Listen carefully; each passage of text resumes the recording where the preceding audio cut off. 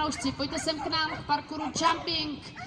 Na start se nám chystá družstvo Best Agility, které startuje z 2. místa a na parkouru už máme Adrianu Slezákovou, po ní uvidíme Adama Běloňka, Petra Paška a Adrianu ještě jednou sem.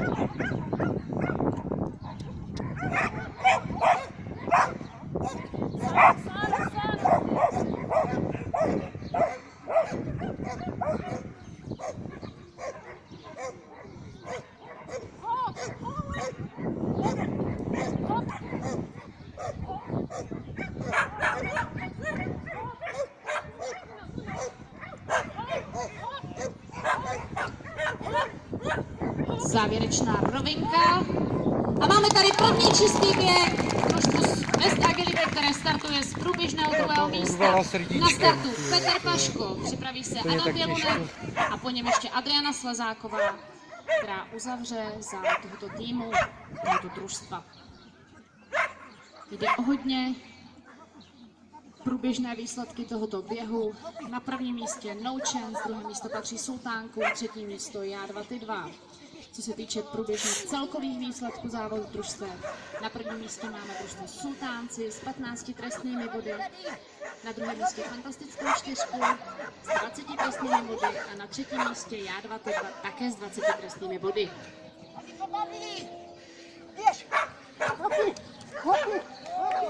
Závěrečná rovinka a bohužel chyba na kruhu.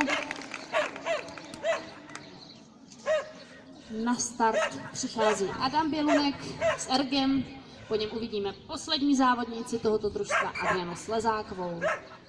Připraví se družstvo Energizer, které nám ukončí závod družstev a zároveň chci upozornit, že startuje z 1. místa.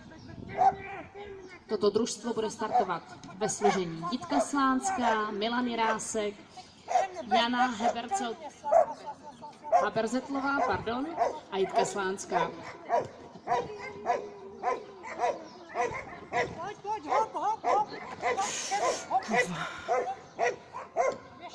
Máme tady bohužel chybičku, další chybička.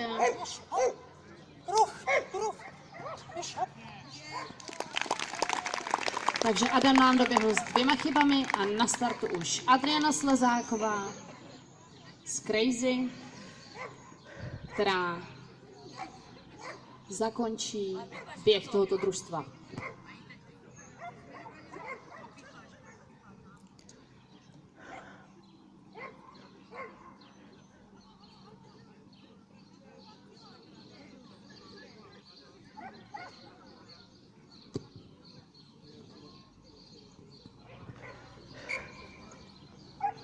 Na parkouru máme Adrianu Slezákovou, připraví se družstvo Energizer ve složení Jitka Slánská, Milan Jirásek, Jana Haberceltlová a Jitka Slánská.